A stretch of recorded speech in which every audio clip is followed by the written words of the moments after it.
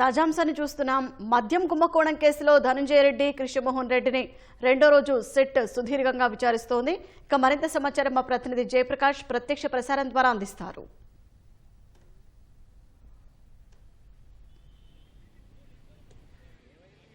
షాహీన్ ఈరోజు ఉదయం 11 గంటల నుంచి ధనంజయ రెడ్డి, కృష్ణమోహన్ రెడ్డి ఇద్దరిని విచారణ చేపడుతూ ఉన్నారు. వారిని వివిధ ప్రశ్నలు అడుగుతూ ఉన్నారు. ప్రధానంగా ఈ కేసులో సూత్రధారులు ఎవరు, ఎవరికి ఈ నగదు మొత్తం చేరింది, ఎలా పంపించారు అనే దాని మీదే సిట్ అధికారులు కేంద్రీయ దృష్టి సారించారు. దానికి సంబంధించిన ప్రశ్నలను నిన్న అడిగిన క్రమంలో కొన్ని సమాధానాలు దాటవేసే ప్రయత్నం చేశారు. దీనికోసం మరి ఈరోజు ప్రత్యేకంగా నిన్న అడిగిన దానికంటే అదనంగా కొన్ని ప్రశ్నలు తయారు చేసి ఇరువురిని వేరువేరుగా ప్రశ్నిస్తూ ఉన్నారు. తరువాత వచ్చిన సమాచారానికి ఆధారంగా ఇద్దరిని కలిపి కూడా విచారణ చేసే అవకాశం అయితే ఈరోజు కనబడుతూ ఉంది. ఈరోజు 11 గంటలకు ప్రారంభించి సుమారు ఇప్పుడు 2 గంటలు దాటుతూ ఉంది. సాయంత్రం 5-6 గంటల వరకు ఇద్దరిని ప్రశ్నించే అవకాశాలు అయితే ఉన్నాయి. నిన్న 6 గంటల్లోపే ఒక్కొక్కరికి 60 ప్రశ్నలకు పైగా అడిగినట్లు మనకి సమాచారం తెలుస్తూ ఉంది. ఇందులో ప్రధానంగా నగదు ఎక్కడికి వెళ్ళింది, ఎలా వెళ్ళింది అనే అంశాలతో పాటుగా అసలు వీళ్ళు ఈ మద్యం స్కామ్కి రూపకర్త ఎవరు, ఎలా చేశారు, మానిటరింగ్ ఎలా చేశారు, ప్రతి వారం ఇప్పుడున్నటువంటి సిట్ సమాచారం ప్రకారంగా ప్రతి వారం లావాదేవీలను ఎప్పటికప్పుడు చాణుక్య అదేవిధంగా దిలీప్ వీళ్ళు ఇద్దరు రాజకాశి రెడ్డికి చేరవేసేవాళ్ళు. ఆ చేరవేసిన సమాచారం మళ్ళీ ఆయన పైన ఉన్నటువంటి ధనంజయ రెడ్డి, కృష్ణమోహన్ రెడ్డి, గోవిందప్ప బాలాజీ వీళ్ళకి ఏ విధంగా చేరవేసేవాళ్ళు, ఎప్పుడు అంటే ఎన్ని రోజులకు ఒకసారి సమాచారాన్ని చేరవేసేవారు, మధ్యలో ఎవరెవరు అనుసంధానంగా పనిచేసేవాళ్ళు అనే విషయాలన్నిటినీ ఈరోజు దర్యాప్తు అధికారులు వారిని ప్రశ్నించనున్నారు. దీనికి సమాధానాలు రాబట్టే అవకాశాలు అయితే కనబడుతూ ఉన్నాయి. వీళ్ళ ముగ్గురు తర్వాత ఆ నగదుని ఎట్లా పంపించారు అనేదే ఇప్పుడు కీలకంగా మారుతుంది. కొందరు విదేశాలకు తరలించి అక్కడి నుంచి మళ్ళీ వేరే అకౌంట్ల ద్వారా మళ్ళీ అంతిమ లబ్ధిదారుడికి చేరాయనే సమాచారం. దీనికి సంబంధించి కొన్ని ప్రాథమిక ఆధారాలను సిట్ సేకరించింది. అయితే అసలు షెల్ కంపెనీలు ఏ విధంగా ఆపరేట్ చేసేవాళ్ళు, ఎవరెవరు ఈ షెల్ కంపెనీలకు డైరెక్టర్లుగా ఉన్నారు, ఇట్లాంటివన్నీ కొంత సమాచారం సేకరించారు. ఇటీవల మనం చూసుకోవచ్చు, హైదరాబాద్లో సుమారు 5 ప్రాంతాల్లో 5 కంపెనీల పైన ఏకకాలంలో సిట్ అధికారులు దాడులు చేసి అందులో తనిఖీలు చేసి కొన్ని కీలక డాక్యుమెంట్లు తీసుకున్నారు. అందులో చూసుకున్నట్లయితే కృష్ణమోహన్ రెడ్డి కుమారుడు రోహిత్ రెడ్డి డైరెక్టర్లుగా దాదాపు అన్ని కంపెనీల్లో డైరెక్టర్లుగా వ్యవహరించిన పరిస్థితి మనకి కనబడుతూ ఉంది. అంటే వాళ్ళు బిజినెస్ ఆ కంపెనీల ద్వారా చేసుకుంటూ ఉన్న దీనికి సంబంధించిన నగదు అందులో పడటం, ఆ బిజినెస్ చేసుకున్నట్లు దీన్ని కూడా చూపించటం, ఇటువంటివి చేశారు అనేది ఇందులో ప్రాథమికంగా తేలిన అంశం.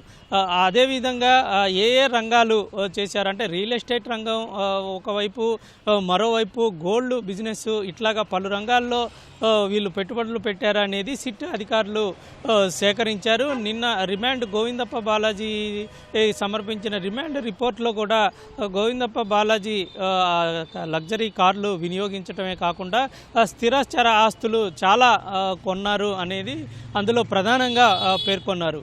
ఇట్లాగా ప్రతి ఒక్కళ్ళు ఇందులో భాగస్వాములైన ప్రతి ఒక్కళ్ళు కొన్ని రకరకాలుగా ఇందులో వచ్చినటువంటి కమిషన్ నగదుని వినియోగించి అంతిమ లబ్ధిదారుడికి చేర్చారనేది సిట్ సారాంశం. అందులో వాళ్ళ మీద మోపిన ప్రధాన అభియోగం. దానికి సంబంధించి ప్రశ్నలను ఈరోజు విచారణలో చేపడుతూ ఉన్నారు. ఇటు సజ్జల శ్రీధర్ రెడ్డిని కూడా ఈ రోజు నుంచి 3 రోజుల పాటు విచారణకి తీసుకున్నారు. ఇంకా విచారణ కొనసాగిస్తూ ఉన్నారు. ఈరోజు సజ్జల శ్రీధర్ రెడ్డిని సుమారు 9:30 గంటల ప్రాంతంలో ఇక్కడికి సిట్ కార్యాలయానికి తీసుకువచ్చారు. ఆయన విడిగా విచారిస్తూ ఉన్నారు. సజ్జల శ్రీధర్ రెడ్డి ఒక కంపెనీ యజమాని అయినప్పటికీ ఇందులో మొదటి నుంచి ఏర్పాటు చేసినటువంటి సమావేశాల్లో చాలా కీలకంగా ఇందులో ఆయన ఉన్నారు. ఏదైతే గత ప్రభుత్వ హయాంలో వచ్చినటువంటి లబ్ధి పొందిన మద్యం కంపెనీలు ఉన్నాయో వాటిల్లో ఎస్పీవై మద్యం కంపెనీ కూడా, డిస్టిలరీ కంపెనీ కూడా ఒకటి అని మనం చెప్పుకోవచ్చు. దానికి యజమానిగా ఉన్న సజ్జల శ్రీధర్ రెడ్డి చాలా కీలకంగా వ్యవహరించారు. ఏ కంపెనీకి ఎంత వాటా వెళ్ళాలి, ఎంత వాళ్ళకి ఆర్డర్ చేరాలి అనే విషయాలన్నింటినీ ఇటు రాజ్ కసిరెడ్డి నుంచి ఆదేశాలు అధికారులకి రావటం, అధికారులు కంపెనీలకు ఇవ్వడం, కంపెనీలు డిపోలకు పంపించడం, డిపోలు ఆర్డర్ల ప్రకారంగా ఇటు మద్యం దుకాణాలకు చేరవేయటం. అంటే మద్యం దుకాణాలు ప్రభుత్వం నడిపించినప్పటికీ ఎక్కడెక్కడ ఎంతెంత వేయాలి, ఎటువంటి మద్యం, అంటే ఇందులో ఎప్పటికప్పుడు కొత్త రకం కంపెనీలు కూడా మద్యం తయారీ లేబుల్స్ కూడా మారుతూ ఉండేవి. ఒకసారి ఒక బ్యాచ్ మద్యం తయారైతే రెండోసారి ఏ రకమైన మద్యం తయారవ్వాలి అనే విషయాన్ని కూడా పైనుంచి ఇచ్చిన సమాచారం మేరకు మాత్రమే ఇక్కడ తయారు చేసేవాళ్ళని సిట్ అధికారులు గుర్తించారు. దానికి సంబంధించి సిఐడి దర్యాప్తు చేస్తున్న సందర్భంలోనే రాష్ట్రంలో ఉన్నటువంటి మద్యం కంపెనీలలో చాలా చోట్ల తనిఖీలు చేసి ప్రాథమికంగా 2 రోజుల పాటు తనిఖీలు చేసి ప్రాథమికంగా ఆధారాలు కూడా సేకరించిన పరిస్థితి అయితే ఉంది. దాన్ని సిట్ అధికారులు మళ్ళీ క్రోడీకరించుకొని ఒక అనలైజ్ చేసుకొని ఒక సిస్టమేటిక్గా ఒక సమాచారాన్ని అయితే వాళ్ళు తయారు చేశారు. ఆ ఆధారాలు కూడా కొంత కీలకంగా ఇప్పుడు ఉపయోగపడుతున్నాయని చెప్పుకోవచ్చు.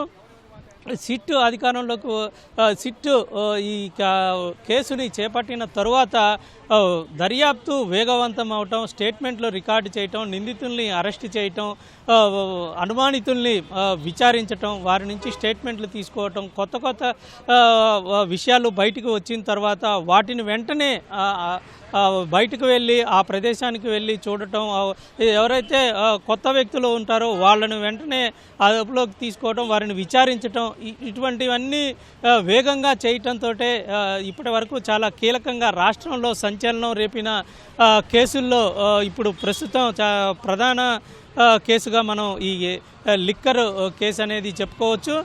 ఈ కేసులో ఈ విధంగా వ్యవహరించడం కొద్ది కాలంలోనే 5 నిందితుల్ని అరెస్ట్ చేశారు.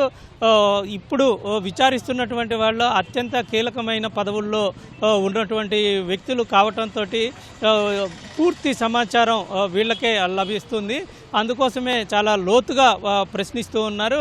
చాలా ప్రశ్నలకు సమాధానాలు దాటవేస్తున్నా సరే మళ్ళీ వేరుగా ప్రశ్నిస్తూ సమాధానాన్ని రాబట్టే పనిలో సిట్ అధికారులు ఉన్నారు. విచారణ అయితే ఈరోజు సాయంత్రం వరకు కొనసాగే అవకాశం మనకి కనబడుతుంది. కెమెరామెన్ సోమేష్తో జయప్రకాష్, ఈటీవీ న్యూస్, విజయవాడ. ధన్యవాదాలు జయప్రకాష్.